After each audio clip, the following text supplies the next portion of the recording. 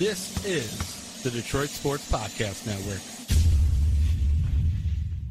Hey, this is Brian Peña. I always join the Vito podcast, the best podcast in the United States. Today's Tigers Talk podcast is also brought to you by The Athletic, premium coverage for passionate Detroit sports fans. Tigers Talk listeners can get 20% off the first year of an annual subscription by visiting theathletic.com/DSP.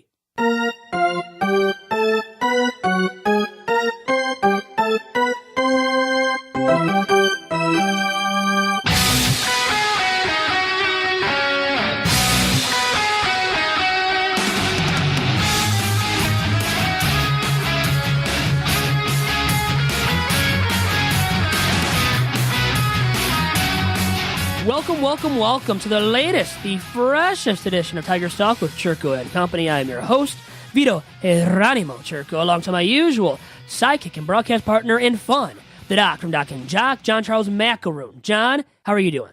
Vito, always enjoy the conversation. Looking forward to talking some baseball. Some news and notes were made this week regarding Avila. But before we get started, definitely want to always thank you for being part of the network. You're always, wheeling and dealing, trying to do the best for the Detroit Sports Podcast Network. You can follow Vito on Twitter at Vito Jerome. Always good stuff. What's on the docket for today? We have to talk about JD Martinez, the latest regarding his market. Whether or not the Red Sox will sign him, Dave D in Beantown, as we now know, and will he be able to acquire the former Detroit Tigers outfielder JD Martinez?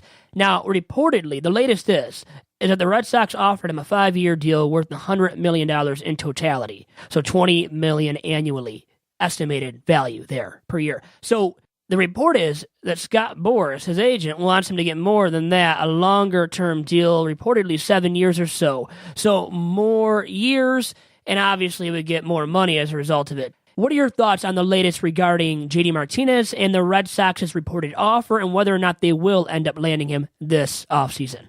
You probably assume that he's not going to get 7 years, but they'll probably meet somewhere in the middle, maybe give him 6 years. JD Martinez, obviously now in the prime of his career, 30 years old. He is going to be seeking, obviously, max money, and he's trying to basically not just take the first big offer that's given to him. And when you hire a powerful agent like a Scott Boras, you don't just take the first offer. There's going to be some, dealing going on, some negotiating, some hardcore negotiating. And I do believe he'll probably get a little bit more money, but not significantly more. I feel like the Red Sox and Dave Dombrowski made him a fair offer. I do believe that 5 years, $100 million at 30 years old, I do think is a fair offer. But if you're going to look out for more, if you're going to hire Scott Boras, you're going to try to squeeze every single penny out. And do you think he's worth it? I think he's worth, I'm going to say this to start off. Your prime years start when you're 26 or 27, let's say, and last until you're 32. He's 30. He's got about 3 years of his prime remaining, counting this season coming up. So you offer him a 3-year deal, maybe 4 years. 5 years is maybe even a little bit too much. 7 years is totally too much. But guess what? You think Scott Boras cares if it's too much? No. His aim is to get the most bang for his buck when it comes to negotiating a deal for JD Martinez so that JD Martinez gets as much money as possible over a long-term deal, and even a longer-term deal than the 5-year deal reportedly offered by Dave D and the Red Sox. Just looking at it, how would he fit in there with the Boston Red Sox? Well, they need a big bat, a big bopper in the middle of that order to replace David Ortiz's production. Big Papi's production has not been replaced yet. He's a big bat. JD Martinez is. That could replace Big Papi's production in the cleanup spot, in the middle of the order at least, in the Bo Sox order in 2018 and beyond. And I still believe that JD Martinez is worth about a 4-year deal at the most. Now, the money annually over those 4 years, I don't care about. I don't care what the Red Sox offered him. I don't think the Red Sox care about what they end up giving to him because their budget is unlimited. They can offer to him whatever they want. Okay, the Red Sox don't care about how much money they spend each and every single offseason. They spend lavishly, as we have seen the Red Sox do in the past with Pablo Sandoval, giving him a 5-year, $100 million deal. And that's the reason right there, Doc, why JD Martinez and Scott Boras want to get more years and money out of the Red Sox because they see that Pablo Sandoval of the Giants got that much money. When he left the Giants to join the Red Sox, he got that same contract that was just offered to JD Martinez. JD Martinez is worth more than that. Scott Boras knows that. JD Martinez knows that, and that's why they want to get more money for JD. Understood, Vito. An interesting point now this week with the Detroit Tigers involves what's going on in terms of what happens this time of year in January. So the Detroit Tigers, They wheel out the Detroit Tigers caravan. They go around the city. They kind of make stops, and sometimes they stop at restaurants and serve lunch. Avila, on the day this podcast drops on Wednesday, he's going to be meeting with the Detroit sports media. They have a luncheon in St. Clair Shores, I think in Jefferson. They're going to meet up, and he's going to have a meet and greet with the organization, the Detroit Sports Media. Now, you're not a member yet, and maybe I should dole out some money and make you a member so you can do some things, but here's what's available on Wednesday. Al Avila is going to sit down with the Detroit Sports Media for a luncheon and have a question and answer session. So let's just assume that you're part of the meeting there and you go. What would you ask? What would be one or two things that Vito would like to ask the general manager of the Detroit Tigers as he addresses? The funny part is, if you want to stay for lunch, you got to pony up $25. You can join and send George, who's sat here in the office. You can send him an email saying you want to come for the question and answer session. But if you want to stay for lunch, $25. I probably wouldn't make you a member and then pay the luncheon. I just make you go there and ask a couple questions and come back. But if there were two questions that you would ask the general manager of the Detroit Tigers, what would you ask? What do you want to know about right now? Will you sign JD Martinez this offseason? He's going to say no. No, I'm joking. It's not going to happen. So I know I wouldn't ask that because it's not even an option right now for the Tigers and Al Avila. Now, my serious questions would consist of the following. Are you going to sign anybody else this offseason to a major league contract? What are your plans for the Tigers moving forward as a franchise? And also, what's the likelihood right now? How inevitable is it that Jose Iglesias is dealt before the start of the regular season? I would ask those 2 to 3 questions right there, Doc. Okay, in regards to Jose Iglesias, he's kind of made it known that it's probably not going to be right there at the beginning of the year. He's probably going to wait and see what happens throughout the course of the season. He will probably be a trade deadline move, and he'll likely not be part of the Tigers at the end of the season, but I do believe he'll be there at the start of the season. What was the other question? About what his plans are for the Tigers moving forward as a franchise. Because we already kind of know, but you still have to ask him it. Yeah, because the thing is, you got to remember this, though, Doc, and I'll always say this to people and to you when you question me and what I ask. Remember, when you ask these questions, you have to assume already from the jump that they're not going to give you much to work with. So what will you ask? Because I think those are fair questions. I'll let you now, since you always think you have the best questions to offer to these people, give me your questions now. Exactly. And the reason why I'm giving you that look regarding your questions is because it's kind of stuff he's already kind of talked about. So this is an opportunity. Well, you put me on the spot, too, so I had to come up with quick questions. So those are my questions as of right now. Okay. So go on. Let me hear yours. For me, I would say, what would you say in terms of, if you're speaking to the fans, what's going to bring them to Comerica Park this season? Because obviously many people are a little bit disappointed regarding payroll being cut. What's going to bring a fan to watch this team? Can you sell me on the Detroit Tigers in 2018? And he'll have an opportunity to say, it's going to be, obviously we've had a lot of years of success and we've had opportunities to do a lot of things. Now we're in a more fiscally responsible era and things like that. But I just want to get a sense of how he's going to talk to the fans regarding selling the Tigers to this fan base, because I'm foreshadowing a lot of empty seats this year. His spiel is just spewing a bunch of BS, though, in response to that question posed. If you were to pose that question to him, you wouldn't get anything of substance, though, out of that. Is what I'm trying to say. It's just his spiel trying to convince us of this or that. And I wouldn't take it at his word. I wouldn't believe in it. I wouldn't eat it up. It wouldn't mean anything to me because it wouldn't carry any substance, is what I'm trying to say. A lot of the answers I think would lead to that, would lead to answers of no substance or little to no substance. That's my opinion.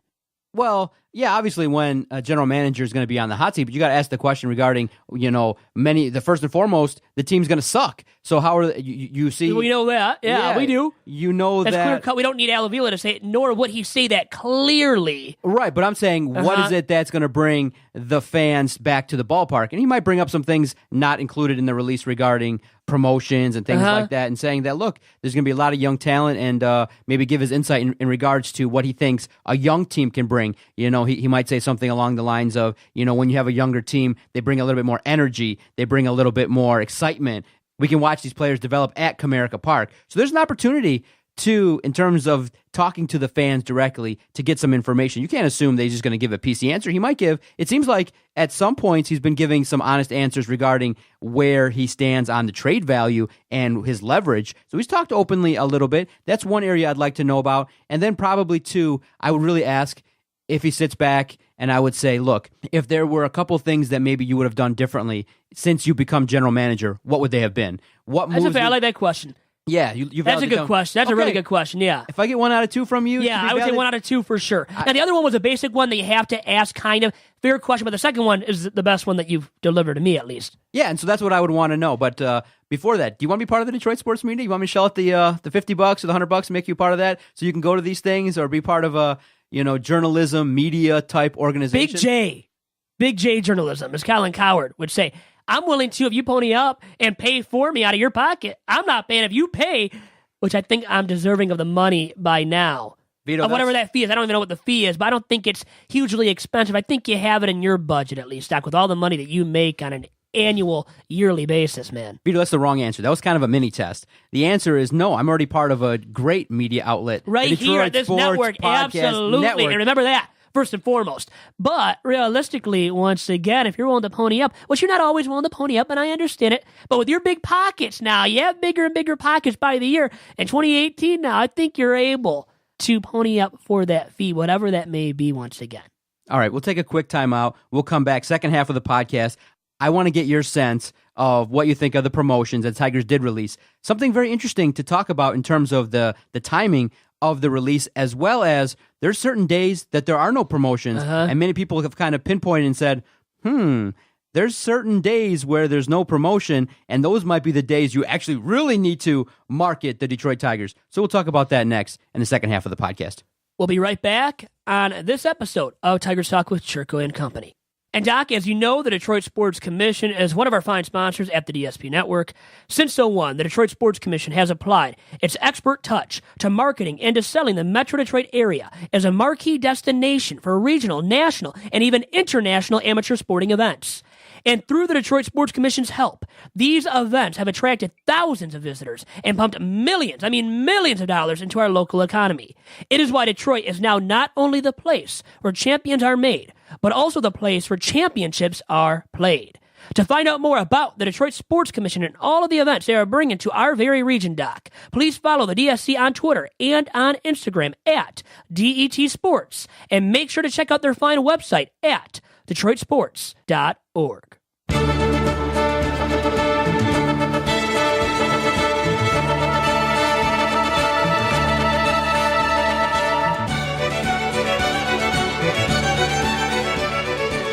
And welcome back on this week's episode of Tigers Talk with Chirco and Company. I'm your host, Vito Geronimo Chirco, along to my usual sidekick and broadcast partner in fun, that is the Doc from Doc and Jock, John Charles Macaroon.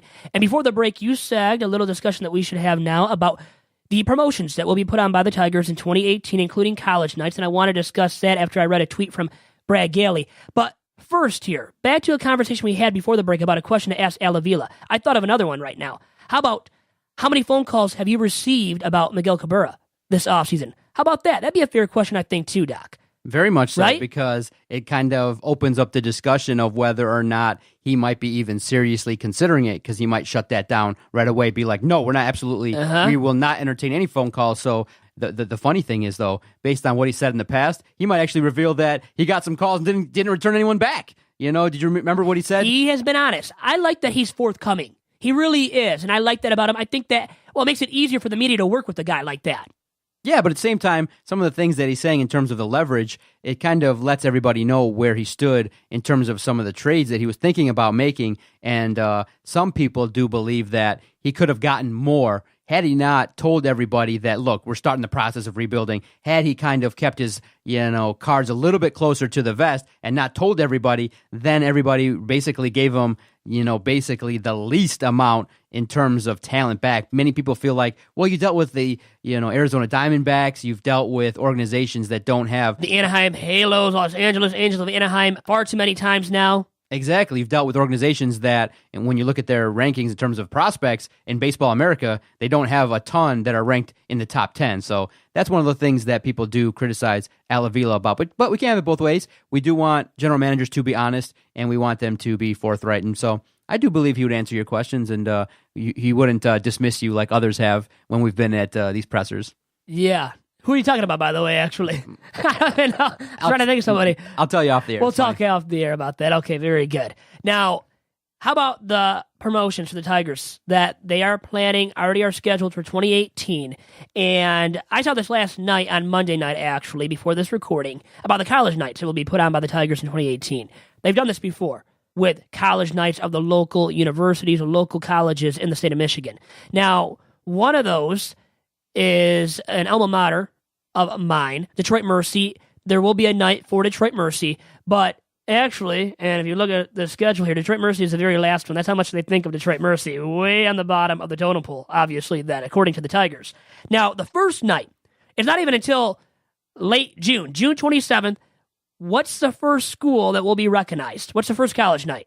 I probably would think maybe along the lines of Michigan or Central or Western Michigan. Western Michigan, look at you. Now, you didn't look at the schedule beforehand and trying to make yourself look good and smart now, right? Absolutely not. Usually I'm just You would going by- never do that. They kind of run them similarly every year. It's kind of like the smaller schools. Then right there, towards the end of August, then you get Michigan, Michigan State, and then you get, sometimes Oakland is in the mix too, and then you get, I guess UAD this year. Now you said there was something funny in reply to. There was. Something that was announced. So yeah, the first three, by the way, college nights, really quick though again, are the three MAC schools in the state of Michigan, Western, Central, and then Eastern. But regarding all these schools, I thought of something after seeing this tweet that was really funny. And the tweet reads as follows, okay? They might need to actually play against those colleges to get any wins. And I found that hilarious because some of those teams, and now we don't believe they really would beat the Tigers. But with how darn bad we know the Tigers are going to be and could even get worse as the season progresses because of trades like a trade of Jose Iglesias. Well, hey, who knows? All bets are off. Now, it's just meant in good humor, right? So take it as a joke. And if you're a Tigers player reading that tweet or reading anything of the like, which there are going to be tweets about that aplenty as the season progresses when these college nights do approach too. Well, you got to be fired up and motivated to go out there and prove these people wrong. And there are so many doubters out there that really that should motivate. That should fire up these Tigers players, Doc, in 2018 big time. Well, Vito, I do believe that they are well aware that they are basically viewed as a team that's going to be sub 500 this year, and they're going to struggle mightily. But in terms of those nights, college nights, did you ever go to the Detroit Mercy one? I went, and I do believe I went to Michigan State night, had a good time, because they bring out, the likes of Kirk Gibson, those that have been affiliated with the Tigers and Michigan State. It's a fun night. It's a chance to kind of see a lot of people wearing Michigan State gear, having a good time. Some camaraderie with those that support the same university as you. So did you go to the Detroit Mercy one in the last couple of years? I was there once, not recently, but they bring out Tommy Titans. You know who that is? The mascot of Detroit Mercy. He is there. Students are there. The administration, some of the administration is there. You'll have do you know who threw out the first pitch this past season on Detroit Mercy night at Comerica Park? Bakari Alexander? No, you should know this. We talked about this. We had the guy in the studio. Come on, man. I forget we had him in the studio. Terry Durod? No, we didn't have him in the studio. I forget now. Is it Brian? You're not that old, man. I totally Early forget. signs of dementia or what? He came in. Okay. Head coach of women's basketball at Detroit Mercy, Bernard Scott, was here. He threw out the first pitch last season.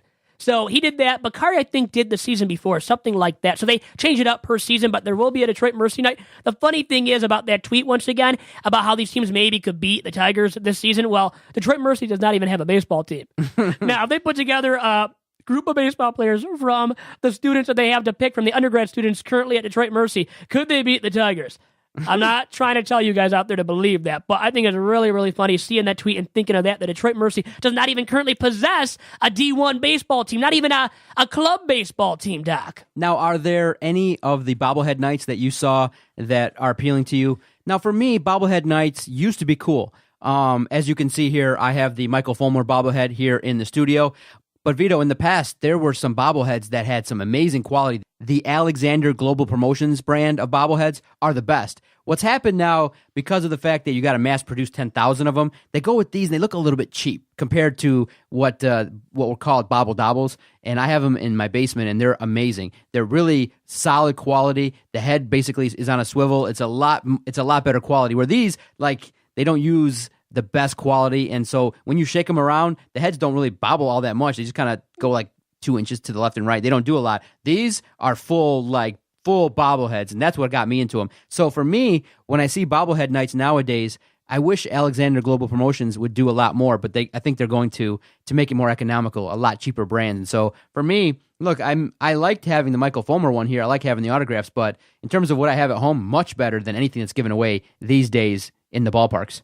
You like more of the full-fledged, life-size bobblehead where the head's bigger, I mean, the body's bigger, the statue itself is bigger that they build, and it must cost more money. I think they're taking the easy way out by being cheaper. I'll send you a picture later on today regarding some of the ones I have. They're a lot better quality. Yeah. And the head actually bobbles a lot more. It swings around a lot more. There's more range of motion for the bobbleheads. These, not so much. And it's something that, do you remember the night where they actually had a mistake on the Miguel Cabrera, I think, bobblehead? It was a mistake in terms of what was printed on there, and so a lot of people in Detroit got a chance to get one. It kind of became a collector's item. So look that up. It's very interesting that, in terms of making it, there were some that were incorrectly made and given out to the people of Detroit. So that's kind of funny stuff, too. Well, anyone on the list currently that you like? LK Line, and they're honoring the 68 team, the 50th anniversary of the 68 team. They will be honored this season at Comerica Park.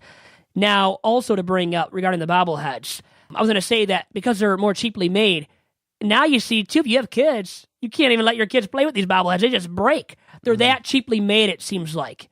And I don't like when people, these companies, these ball teams take the cheap way out. It doesn't benefit the consumer. It doesn't appease the consumer. And I know you might be in a rut financially, but really the Tigers are getting rid of all these contracts. You have the money now. And probably now more than ever, before in recent memory at least, to spend the money on these bobbleheads to make them higher-end bobbleheads. Not that we're going to get into a big discussion now about bobbleheads and how they need to, be enhanced in terms of the quality of these bobbleheads. I don't want to go on a diatribe about that. But now, in terms of the bobbleheads that really are appeasing to me that I see on the promotional schedule already, Doc, Al Kaline, Bill Freehand, 2 members of the 68 squad. Al Kaline, Mr. Tiger, a Hall of Famer. So we'll love to be there on that day. And that game, by the way, the game for Al Kaline, that game is May 26th. So it goes to the first 10,000 fans, like you said.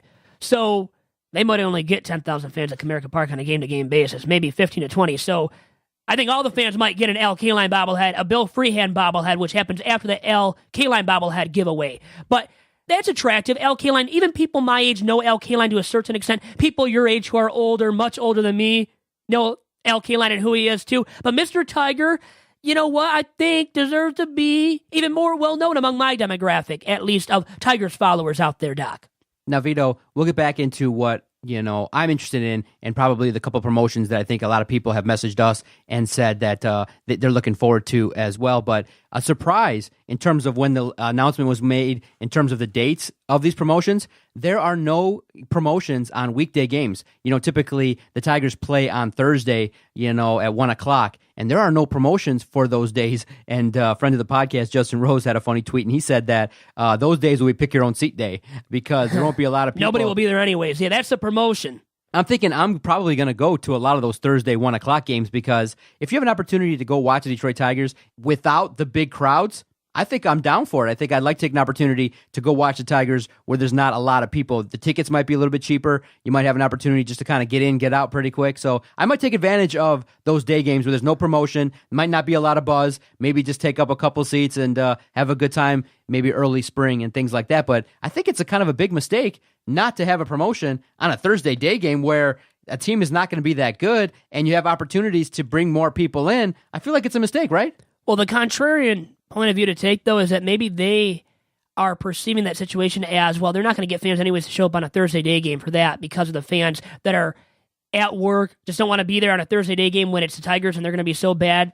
So maybe they're viewing it like that, and they know that they're not going to get a lot of people on weekdays or weeknights outside of a Friday night, which they have promotions for Friday nights, by the way. But those weekdays, weeknights, Monday through Thursday, they don't, like you said. And I think it's because of the fact that they know they're not going to get a lot of people anyways. So why try to give away a product, a promotional item, when they know they can get more bang for their buck when people are actually in the stands at Comerica this upcoming season? Look at you talking the business of baseball. You recognize that at the same time, it is a double-edged sword. You recognize that maybe a lot of people are not going to come out anyway, but then you maybe might entice an extra. Yeah, but how many extra 100, 200 people? I think they get more bang for their buck when they know people are already coming into the stands on a weekend day or night, on a Friday night even, than on a weekday game, a Thursday day game when, like I said, they give out these giveaways to the first 10,000 people that arrive to the ballpark. On a Thursday day game, they might get 8,000, 9,000 people. They might not even get enough people in the stands to give away all the items that they have to give away. Doc. Remember that, too. But remember, you could also do maybe the first 2,000 people get this nice calendar or this something with the Detroit Tigers logo on it, something to entice somebody that might not be willing to come. Really quick, let me ask you, you would come for a calendar?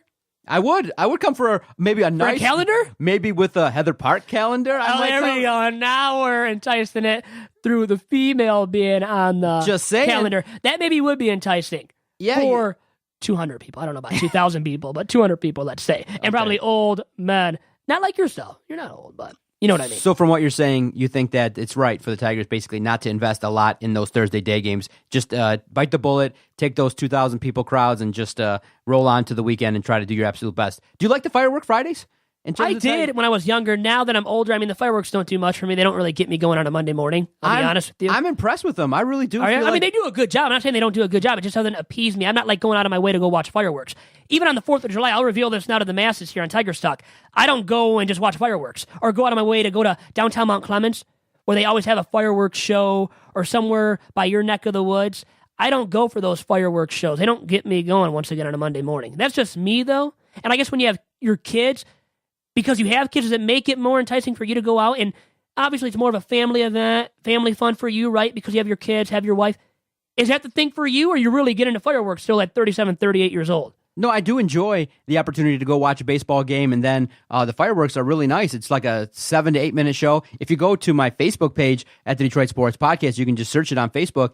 I've actually taken live video of the shows, and many people like it. They enjoy it, and it's a high-quality show. Just keep doing that. You go every single Friday night. We just found out a plan for you to pursue that you will pursue and accomplish then. Firework Friday in the spring and summer, definitely. And the other one I think many people are gravitating toward is there's a night in September where you can go get a 1968 replica road jersey of the 1968 team. That'll be cool. I think and a lot for of my people dad, like that demographic, yes. Once again, they got to witness those 1968 Tigers, even though he was only 11. But anybody that was young growing up, that was older even, that got to witness that team, why not be there for that, right? Absolutely right, Vito. Is there anything else that caught your eye in terms of promotion this year? August 12th and 26th are what? We've already talked about it. But the retirement of 2 jersey numbers of the 84 team that are now Hall of Famers in Cooperstown going to be inducted this summer. And Jack Morris first on August 12th. August 26th, Alan Trammell. So pretty cool. And like my dad and I, we want to go to that game. They have like a 4-game package that includes those 2 games on sale right now. And I bet those are selling pretty well for the Tigers. Because you know their ticket sales aren't going to be sky high as they have been maybe in recent memory, even before last season. But that promotion, I would imagine, gets people to come and buy tickets a little bit more than other ticket packages right now offered by the Tigers. Now, before we finish the podcast talking about some moves and things like that, some of the offseason moves and signings and some of the rankings that you've looked up, you're not going to the Tigers Caravan thing. You're not going to Tiger Fest down at Comerica, freeze your ass off. You're not going to go down there and participate. Have you ever gone? I haven't gone to Tiger Fest since I was a young lad. I've never gone. Really? Even as a young boy? I've never been I don't to think Tiger they even Fest. had a Tiger Fest back when you were young. Who has a Tiger Fest in the middle of January? It's winter They always here. do that, though, because they have to do it before spring training, though. Yeah, they Remember, do. Yeah, they because do. once they get to spring training, they're not doing any Tiger Fest. That's why they do it like that. I know what you're saying, the optics of it, when it's freezing cold here in Michigan, but they still have to do it then. Here's the problem. I know they want to show off Comerica Park. They let you kind of go in the dugout and check out some things at Comerica Park there, but for me, I would just rather have it at Cobo. Let everybody come in, have a bunch of tables Where it set used up. to be. By the way, when I would go, it was there, by the way. at Cobo. Exactly. You'd have an opportunity to see the Detroit Tigers and be warm. I mean, it's freezing, and they don't put that many space heaters, and you're expecting a lot of fans to go out there. I think the attendance this year is going to be a little bit down. Yeah. But I do think that I'm not impressed with the names that they're trying to bring back, like a Brandon Inge. The Inge were really? That's not enticing to me. Brandon Inge? Now, you said Alan Trammell's coming. We were joking, remember, at the Detroit Mercy press conference after the who are they Detroit going to Mercy roll OU out there game. to try? There's no one out there. Maybe it would spark my interest if Kate Upton was there, just as representative for the Detroit Another Tigers. woman, really, all about women? Is that really where your I'm mind's just going saying, today? I think she would be a solid Detroit Tiger brand ambassador. Too bad she's gone now because of Right. Justin being gone, too. We had the Right. chance to have her there, and she probably was because of Justin. But anyways, But nothing else would entice me to get down there probably this the year. Ingeworm. Oh, please. No love. How about Simo? Royal Oak's finest. I mean, he's always in Royal Oak. People love him there. I've seen him. I've met him. Have you seen my photo, by the way, with them? No. You've never seen it? Always, Have you seen it? You having a good time with it? Yeah, I'm having a good time with Simo. What were you doing? Did you know about that? No, tell me the story. You never heard about it? Tell me what happened. I mean, it really wasn't like I was hanging out with him, but I'll make it sound like that on this week's episode of Tigers Talk. But I was at a Royal Oak establishment late at night on a Friday or Saturday night. He was there with the woman. Don't think it was his wife if he's married, or I don't think it was his girlfriend, though. Anyways, older woman. And he was with her having a good time. I think another woman too. He was loving it up. I've heard stories that he's paid for drinks for people, like bought rounds. He didn't buy me a round. I didn't get to know him that well that night. But it was cool. I took a photo with him along with Nick Schmiegel. Another shout out to Nick here on Tigers Talk. And he was cool to talk to, but I look at him and I feel like I always make the joke to my brother and dad when I see him on a Tigers postgame, Tigers Live. I always say to myself, he's going to Royal Oak after. You know it. He's going to hang out late at night with the boys or his people, whoever they are, and he has a good old time. He likes living it up. That's all I can say, but you got to look at the photo now. I think you'll find it funny, Doc. And I'm surprised you haven't seen it yet, because I know you look at my photos. I'm surprised you haven't dug that up yet. Okay, maybe I'll have to look a little bit deeper and check out your Facebook. There you go. Check it out. All right, Vito, hit me with some of the news and notes regarding some acquisitions, some signings, and some rankings that you've looked up here in the last 7 days. Well, you have 3 Tigers ranked in the top 100, and actually, the top 100 by Baseball America. Franklin Perez being the highest ranked. You have Alex Vito and then Matt Manning ranked in the top 100 according to Baseball America. But then you have Baseball Prospectus, Keith Law, these other rankings by other guys, other entities that haven't ranked the Tigers as favorably when it comes to their top prospects. So different prospect system rankings, just prospect rankings, and it's hard to always determine which one to follow, which one is the most trustworthy. But Franklin Perez, I think, is viewed very favorably and viewed to a large degree as a Tigers' top prospect. Not only top pitching prospect, but top prospect in their entire farm system.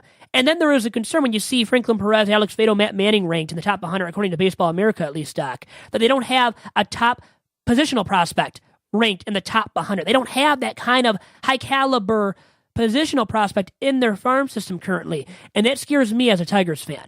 Vito, I would definitely be concerned a little bit regarding the rankings, but at the same time, many people do say you do have to take the rankings with a grain of salt in that you never really know what a player does when he actually gets called up, and it's going to be one of those things where you hope that who Avila targeted to bring to the Tigers organization, they can move their way through the minors and they can actually make their way to the top because, sometimes you have guys that are highly ranked like Nick Castellanos, takes them a little bit of time, and other guys, maybe like an Alex Vallejo, can come in right away and make some starts and be a solid contributor. So you never know. Well, that's right. And these guys will come out of the woodwork and be better than expected.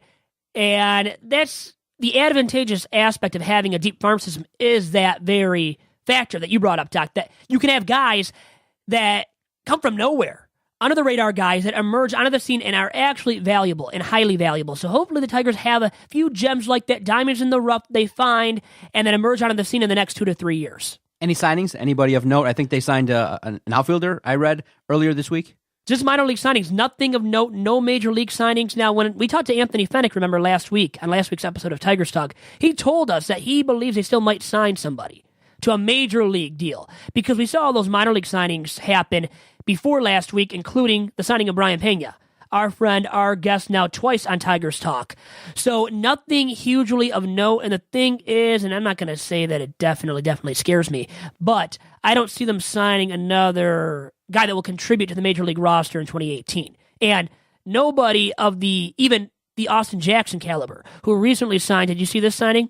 Steve Cementi tweeted at us. He loves tweeting at us, doesn't he? He loves us. Super fan of the Detroit Sports Podcast Network and of this weekly podcast, Tigers Talk. He tweeted at us about Austin Jackson signing with the San Francisco Giants to a very cheap deal. And that's a big issue in Major League Baseball as a whole. The hot stove has been cold.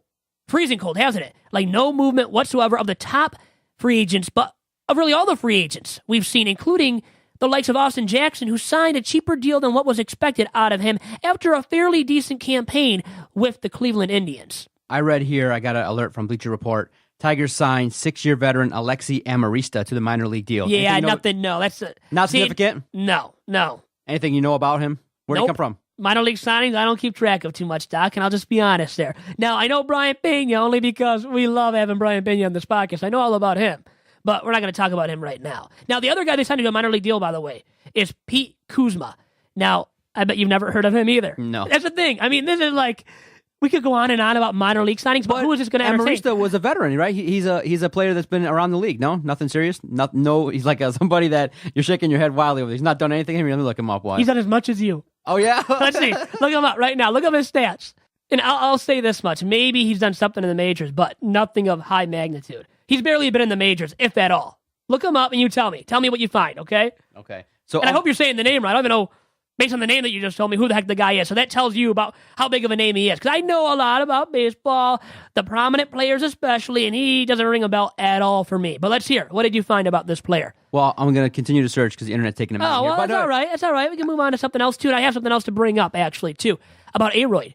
I texted you about it. Did you see it on Twitter on Tuesday? Earlier Tuesday? What happened with him? Massive deal, huh? Yes.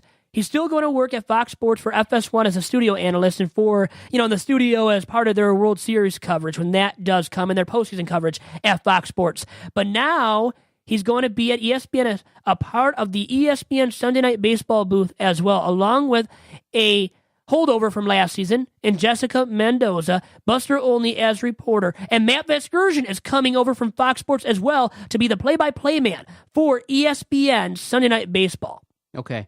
Real quick, Amarista, batting average 231, 21 career home runs, 169 runs batted in. He has played for the Los Angeles Angels of Anaheim. Are you saying the right? Let me spell the last name for me. Amarista. Yeah, Alexi Amarista or Amarista. And he's played for the Angels. Okay. He's played for the Padres and the Colorado Rockies. And you're right.